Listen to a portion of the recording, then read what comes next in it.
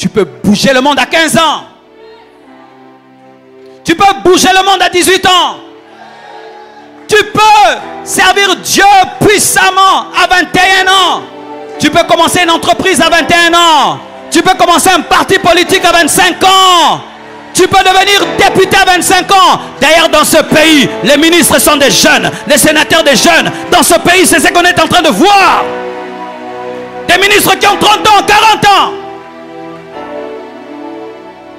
Pendant que toi, tu te chamailles pour avoir le foufou à la maison. Il y a quelqu'un qui a ton âge qui est ministre. Pendant que tu perds ton temps à parler des gens.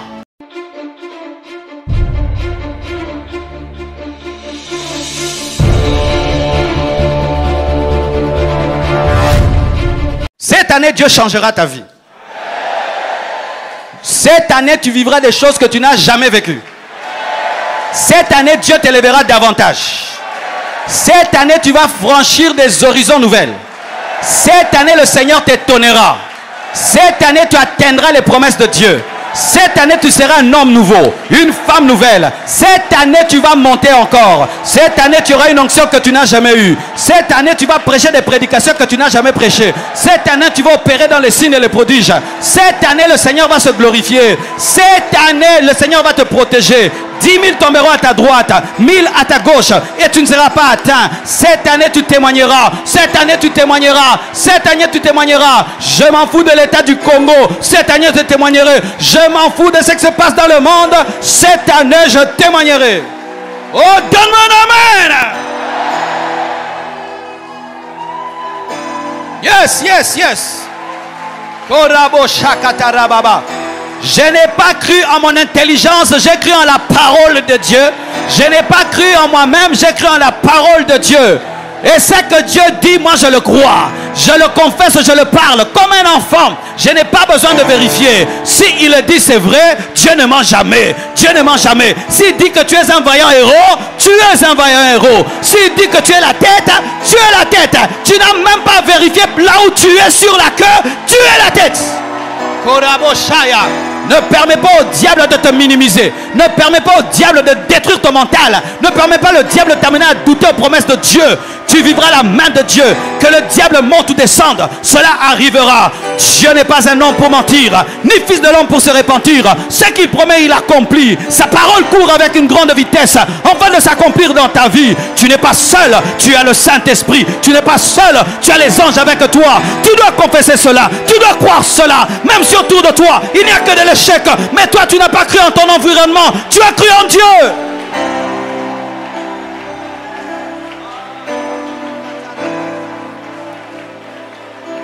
Tu es combattu parce que tu as quelque chose. Oui, tu es combattu parce que tu as quelque chose. Le diable ne se donne pas la peine de combattre des gens qui sont n'importe qui. Tu n'es pas n'importe qui. Tu es un grand homme. Tu es une grande femme. C'est pourquoi le diable te combat. Frère, sœur, tu dois croire en la parole de Dieu. Tu dois croire aux promesses de Dieu. Tu dois les confesser. Vis dans la joie, vis dans la paix, vis dans les déclarations positives. Confesse ta foi, confesse les promesses de Dieu, confesse ce que Dieu a dit, confesse ton futur. Dis-le, cela va t'arriver. Oh frère, tu ne peux imaginer plus de 1000 manières que Dieu a pour accomplir ta promesse. Si c'est bloqué à gauche, Dieu va ouvrir à droite. Si c'est bloqué au nord, Dieu va ouvrir au sud. Mais ce que je sais, Dieu le fera, Dieu l'accomplira. Comment il le fera? Alléluia, alléluia, alléluia, alléluia.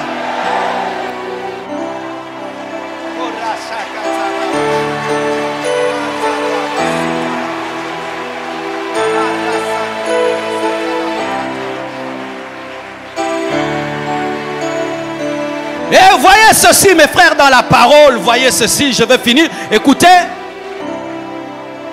Quand les païens disent que Dieu donne lentement et ne bénit pas ses enfants, et que Satan bénit ses enfants, qui est l'enfant principal du diable? C'est l'antichrist, n'est-ce pas? La Bible nous dit que le dragon lui a donné toute sa puissance, n'est-ce pas? Voyons la fin de la vie de l'antichrist. L'antichrist a fini comment? L'antichrist a précédé Lucifer en enfer. Il a fait 1000 ans, il fera 1000 ans en enfer avant que le diable ne le rejoigne. Mais quand tu vas chercher Jésus, pendant que le fils du diable est en enfer, lui il règne pendant 1000 ans. Jésus dit ceci: tout pouvoir m'a été donné au ciel et sur la terre par mon Père. Et l'Antichrist reçoit le pouvoir sur la terre. Comparons maintenant l'Antichrist qui reçoit le pouvoir sur la terre pour régner pendant 7 ans. Mais il n'a même pas régné 7 ans, 3 ans et demi. Mais Jésus qui reçoit le pouvoir de Dieu au ciel et sur la terre, pendant qu'il vient sur la terre, qui le premier va en enfer? Lucifer. Plutôt l'Antichrist. Premier va en enfer. Si je fais du mal à mon fils oracle et tu me donnes ton fils, qu'est-ce que je ferai de lui? Quand le diable trompe les occultistes, oh, je ferai de vous ceci. Mais regardez ce qu'il va faire à son fils. Son fils va goûter sa prison pendant 1000 ans avant lui. Mais nous, Jésus a goûté la mort pour nous.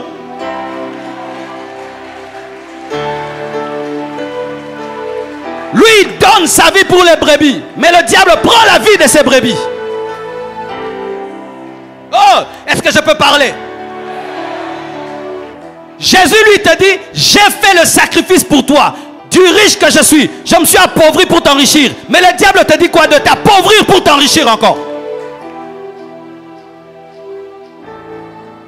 Jésus, à la fin des temps, assis à la droite de Dieu le Père.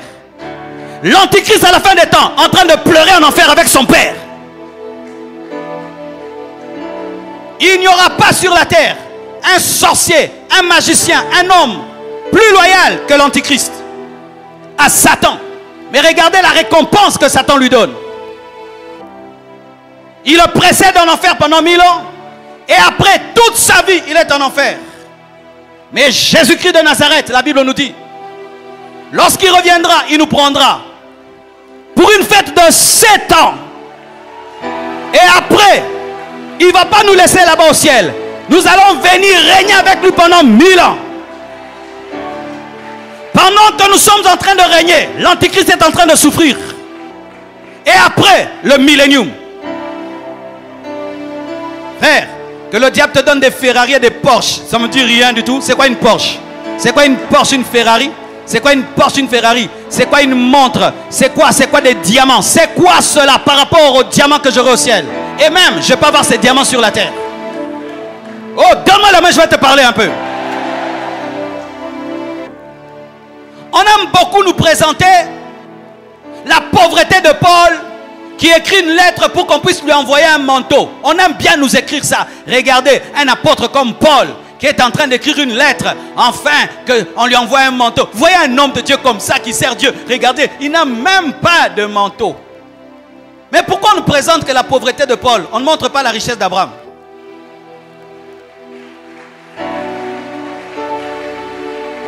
Pourquoi on montre que la pauvreté des apôtres de la première église, on ne montre pas la richesse de Salomon? La richesse de Salomon n'est pas venue du diable.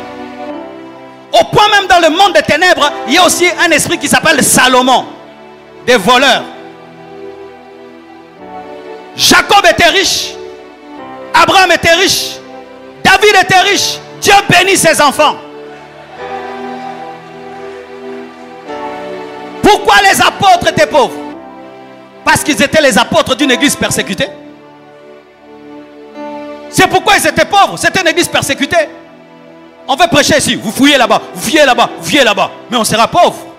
Et même, malgré leur pauvreté, la Bible dit, parmi eux, il n'y avait pas de pauvres. Il n'y avait même pas un seul indigent. Dans l'église primitive, on va nous présenter une Bible qui n'est pas la Bible. Et à force d'écouter la Bible des païens, tu vas croire que c'est la vérité. Et tu vas mettre ça dans ta tête. Dieu donne lentement. Dieu ne bénit pas ses enfants. Regardez le diable, lui prend soin de ses enfants. Regardez tel musicien, regardez tel politicien, regardez nous. Fausseté de fausseté. Je connais des chrétiens qui sont des milliardaires. Je connais des chrétiens qui sont des milliardaires. Ils ne volent pas. Ils travaillent. Ils donnent sa dîme, son offrande. Dieu lui donne des révélations. Et c'est un milliardaire. Donnez-moi la main, je vais parler un peu. J'aimerais casser avec un marteau spirituel cette forteresse-là que nous avons dans nos têtes. Que la sainteté est incompatible à la richesse. Heureux les pauvres, car le royaume de Dieu est à vous. Les pauvres en esprit, pas les pauvres en poche.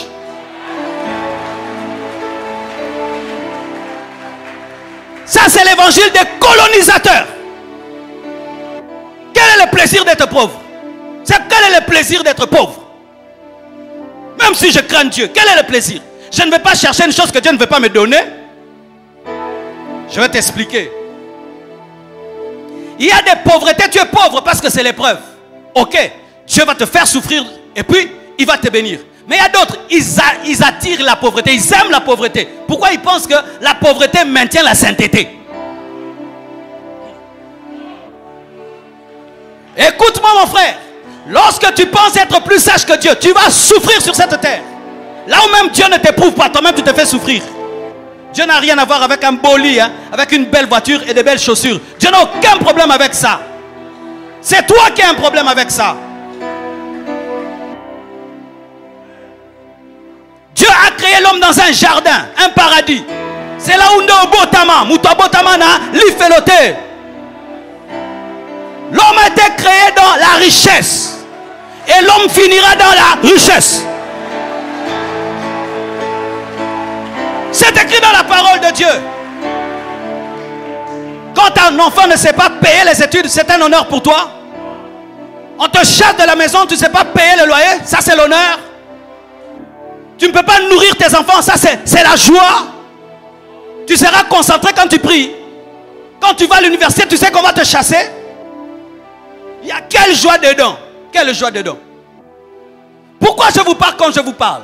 Parce qu'il y a des choses que Dieu ne peut pas te donner tant que tu as des forteresses dans la tête. Ou des fois, tu sais que Dieu peut te demander de faire des grandes prières pour qu'il te donne des grandes choses, mais toi-même tu te prends tellement petit que tu dis, ah non, ça je vais abandonner Dieu. Tu vas abandonner Dieu en quoi?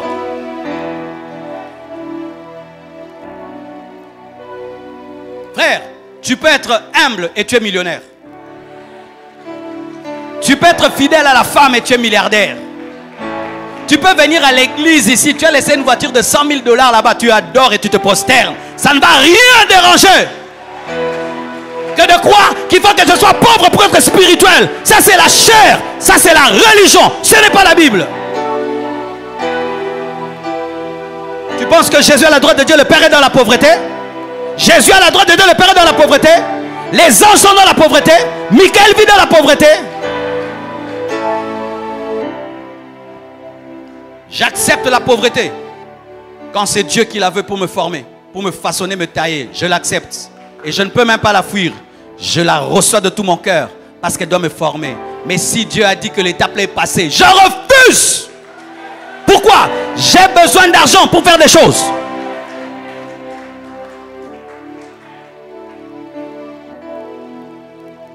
Vous ne pouvez savoir comment le diable aime ça. Tous ces jeunes ici, ils ne croient même pas qu'il peut devenir un grand homme. Ils n'attendent que des miettes de Dieu, des miettes de Dieu. Et le pain de Dieu sur la table est en train de pourrir. Pas des grands rêves, pas des grands rêves, des petits rêves, des petits rêves, des petits rêves. C'est pourquoi les païens disent, vous voyez, Satan donne. Dieu ne donne pas. Dieu veut donner, les enfants de Dieu ne veulent pas recevoir. Ils trouvent que quoi? C'est trop encombrant. Frère, si même Dieu te donne 1000 maisons, c'est bien. Tu vas même mettre dans ta maison quelqu'un qui manque de maison. Si l'église un jour a toute une université, c'est bien. On ne va plus te chasser là où il y a l'occultisme.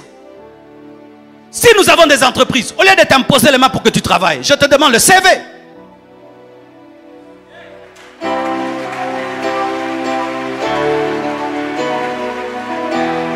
Et voici maintenant le problème que nous avons. C'est que, étant donné que cela est entré trop dans nos têtes, même quand nous prions, il faut écouter les prières des chrétiens. Seigneur Dieu de gloire, remplis-moi, remplis-moi, remplis-moi, remplis-moi, remplis-moi, remplis-moi, remplis-moi, remplis-moi. Une année, remplis-moi, remplis-moi, remplis-moi. 2 ans, remplis-moi, remplis-moi, remplis-moi, remplis-moi, remplis-moi. Vous priez que seulement comme ça tout le temps. Remplis-moi, remplis-moi, remplis-moi, remplis-moi, remplis-moi. Dieu ne donne pas que la plénitude du Saint-Esprit.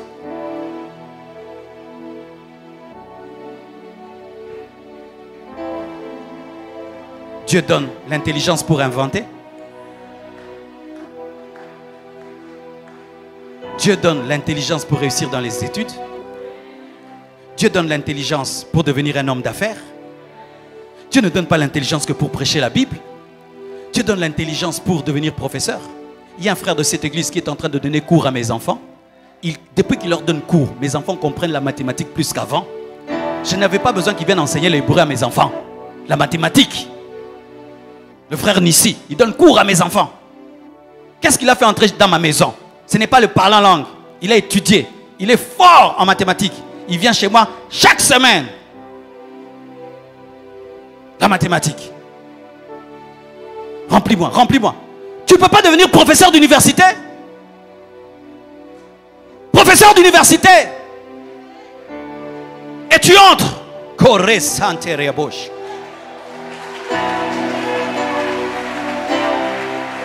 Tu auras plus d'impact que le pasteur, tu sais ça?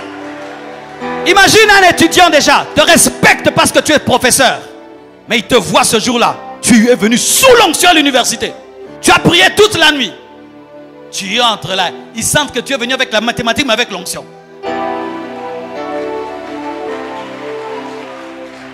Et puis tu dis, prenez vos notes. C'est Rabo Chantal là-bas. Et tu regardes un jeune garçon, tu dis, toi, tu joues dans tes études. Mais tu seras un grand homme. Sois sérieux dans tes études. Je te dis, cet étudiant-là ne va plus jamais blaguer. Vous êtes des dieux, vous mourrez comme des hommes. Des petits rêves. La provision de Dieu est en train de chômer. Parce qu'en nous, nous avons la religion. La religion. Nous sommes mal à l'aise dans la bénédiction. Mal à l'aise dans la bénédiction. Et je vous dis, moi j'étais aussi comme ça au début. Hein. Quand Dieu a commencé à me bénir, je pensais que j'allais perdre l'onction. Parce que moi, l'onction, c'était dans la souffrance. Et maintenant, si on t'invite prêcher quelque part, on te met dans un hôtel 5 étoiles, tout est beau, tu penses que le Saint-Esprit va partir. Tu dis, présence, il est là. Tu dis, oh, ici aussi, oui, je suis là. Mes frères, sur l'arche, il y avait de l'or. La Shekinah descendait entre des chérubins en or. L'or n'a jamais dérangé la gloire de Dieu. Donc nous allons nous rassembler comme ça, et nous rassembler comme ça, et nous rassembler comme ça. Mais on n'engendre personne de grand. On vous fait perdre votre temps. Mais les jeunes qui vont dans l'occultisme, ils ont des grands rêves. Influencer la terre, influencer le monde. Toi, que je m'en sorte seulement. Que je m'en sorte seulement. Que je m'en sorte seulement. Que je m'en sorte seulement. Que je m'en sorte seulement. Non! Nous sommes au temps de la fin. Et lorsque un match est à la fin, qu'est-ce que les équipes font? Elles sortent les meilleurs joueurs, meilleures stratégies, meilleures techniques. Et qu'est-ce que Dieu fait à ce temps de la fin? Il sort ses meilleurs. Tu es parmi les meilleurs de Dieu. Ayez des grands rêves, des grandes visions. Je dis toujours ceci. À moins que Dieu m'arrête, il dit, je ne veux pas te donner ça. Mais s'il ne m'arrête pas, je m'attendrai toujours à des grandes choses dans ma vie. Si lui ne m'interdit pas, je ne vais pas m'interdire des grandes choses. Pourquoi je vais m'interdire des grandes choses si lui n'est pas contre?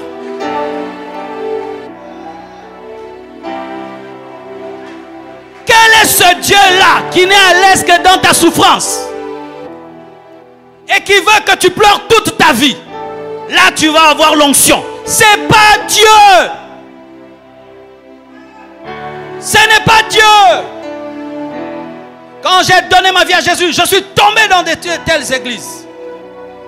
Si tu t'habilles bien, pourquoi tu t'habilles bien? Tu veux séduire les femmes. Tu vois, ils ont trop l'esprit d'impudicité. Voyant l'impudicité partout. Il fallait qu'on soit toujours mal habillé, sans brosser nos dents, habillé en ayant. Là, on est spirituel. Si un de nous commence à bien s'habiller, oh, il est devenu mondain. Regardez comment Dieu habille les fleurs. Regardez comment Dieu peint les oiseaux. Regardez comment Dieu a créé le ciel et la terre. Regardez la pelouse. Regardez les fleurs. Regardez les animaux. Regardez la beauté du lion. La beauté du girafe. Regardez la beauté des animaux.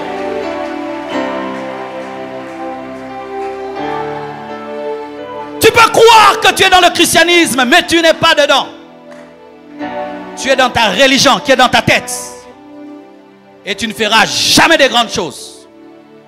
Quand je vois des hommes comme Paul, qui n'ont pas eu d'internet, ni de télévision, de radio, influencer la terre, ils avaient une grande vision. Ils croyaient pendant qu'il écrivait, le monde lira. Il a bougé l'Asie mineure en 2 ans. 2 ans, un homme bouge l'Asie mineure. J'aimerais même terminer. Vous parlez de l'âge. Les païens, très tôt, croient qu'il peut faire des grandes choses. Il a 18 ans. Il a un grand rêve. 18 ans. Il quitte papa et maman. J'ai grandi, je suis majeur. Je vais chercher mon petit studio. Je suis grand. Mais les chrétiens, même à l'âge de 30 ans. Ce n'est pas parce que Jésus a commencé le ministère à 30 ans que toi, tu vas commencer des grandes choses à 30 ans. Ce n'est pas un verset biblique.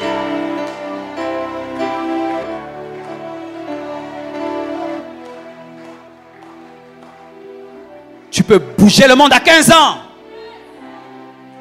Tu peux bouger le monde à 18 ans. Tu peux servir Dieu puissamment à 21 ans. Tu peux commencer une entreprise à 21 ans. Tu peux commencer un parti politique à 25 ans. Tu peux devenir député à 25 ans. D'ailleurs, dans ce pays, les ministres sont des jeunes, les sénateurs des jeunes. Dans ce pays, c'est ce qu'on est en train de voir. Des ministres qui ont 30 ans, 40 ans. Pendant que toi, tu te chamailles pour avoir le foufou à la maison. Il y a quelqu'un qui a ton âge qui est ministre.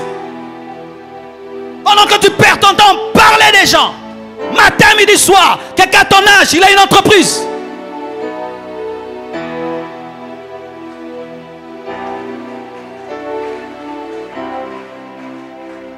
Il a ton âge, il a une entreprise. Toi, tu ne fais que parler du mal des gens. WhatsApp, WhatsApp, WhatsApp, WhatsApp. Envoyer des messages. Aimer, aimer. Mais il a ton âge. Il gère 10 personnes, 5 personnes. Pendant que tu dors jusqu'à 10 heures, il a ton âge. 4 heures du matin, il était déjà debout, en train de réfléchir. Vous savez, quand je veux tomber dans la léthargie spirituelle, je pense toujours à certains hommes de Dieu que je connais dans le monde. Et je dis, lui à cette heure-ci, il fait quoi? Il prie. Il lit la Bible. Il prépare son message. J'entre en prière, je prie. Il faut avoir des amis qui te challengent et qui te poussent à donner le meilleur de toi à Dieu. Que Dieu vous bénisse, qu'il vous bénisse, qu'il vous bénisse, qu'il vous bénisse, qu'il vous bénisse, qu'il vous bénisse, qu'il vous révolutionne, qu'il vous ouvre les yeux, qu'il vous donne la colère spirituelle, qu'il vous donne un grand rêve, une grande vision, que Dieu vous donne une grande vision, un grand rêve.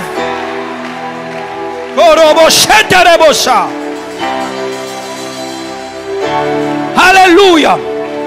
Alléluia. Oh, je n'impose plus le mal. Écoutez ceci. Quand tu écoutes un tel message, rentre chez toi à la maison. Va réfléchir sur ta vie. Va réfléchir sur ta vie. J'ai écouté un homme de Dieu qui s'appelle Mike Murdock il y a des années. Je l'ai écouté une fois. Je suis rentré chez moi, j'ai dit, je suis un aventurier. Il avait enseigné sur l'ordre dans l'œuvre de Dieu. Comme un homme de Dieu devait être organisé. Quand je l'ai écouté, j'ai dit, Marcelo, tu es un aventurier. Je suis allé, j'ai recommencé à ordonner ma vie. Tu ne peux pas avoir une journée sans agenda. Tu ne peux pas avoir une journée sans programme. Tu ne peux pas avoir une semaine, tu ne sais pas ce que tu feras. Tu ne peux pas te réveiller le matin, tu ne sais pas ce que tu feras. La nuit avant de dormir, on prépare ce qu'on fera demain. On s'assied sur une chaise, on fait le bilan de la journée, on prie et puis on dit demain je ferai. Et quand on se réveille, on sait déjà ce qu'on fera. Et Dieu lui l'ajoutera ce que tu ne savais pas. Mais toi tu dois avoir un programme.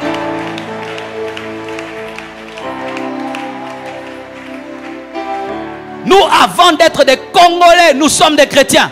Oh, le Congolais vit au jour le jour. Moi, je ne vis pas au jour le jour. Je ne vis pas au jour le jour. Je vis avec un programme. Un programme de 2 ans, de 3 ans. Oui, tu peux planifier ta vie jusqu'à 5 ans. Cet homme qui est allé, qui a pris sa navette, Bronson. Son rêve depuis toujours, c'était quoi? Faire une navette. Allez. Il a commencé ça depuis sa jeunesse. Et voilà qu'il est allé. Un païen. Tu vas dire il est occultiste et tout. Il avait un rêve. Il a réalisé. Prier n'empêche pas tout ça, mes frères. La vie chrétienne, ce n'est pas aller à l'église et rentrer seulement. Non. Entre l'église. Tu fais des choses. Et quand tu arrives, tu comprendras mieux mon message. Parce que Dieu va canaliser ma prédication en fonction de ce que tu es en train de devenir.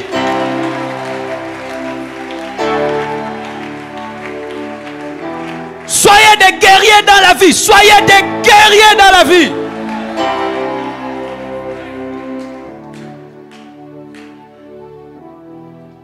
Les hommes ne te faciliteront pas la tâche. Et la vie est ainsi. Les gens ne t'aideront pas tout le temps. C'est ça la vie. Mais il y a un Dieu qui est disponible.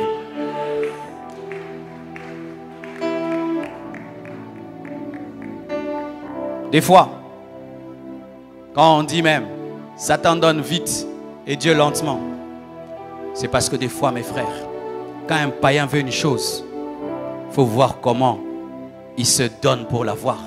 Mais quand un chrétien veut une chose, quelle négligence, quelle paresse. Combien de chrétiens je chasse de ma maison alors que je les ai engagés pour les payer et les aider. Tu sens vraiment qu'il ne sait pas se battre dans la vie, il ne sait pas garder un travail. Mais il est chrétien, mais tu dois le chasser du travail.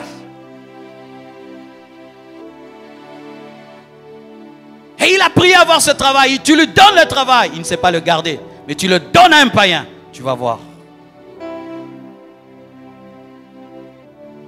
C'est nous qui des fois donnons des arguments aux païens pour ne pas croire. Il a étudié avec toi. Vous avez fini ensemble. Il regarde sa vie, regarde la tienne. Tu es un paresseux. Lui, il s'est battu.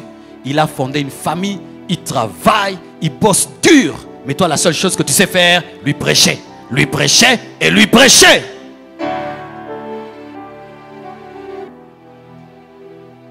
Les amis avec lesquels j'ai étudié, quand ils me rencontrent aujourd'hui, ils me respectent davantage. Ils me respectent, ils me craignent. Ils disent, ce que tu nous disais était vrai. C'était sérieux. Il y a plusieurs manières de prêcher l'évangile, mes frères. En réussissant aussi dans la vie. C'est aussi prêcher l'évangile. En réussissant aussi, c'est aussi prêcher l'évangile. Lèvons nos mains, prions.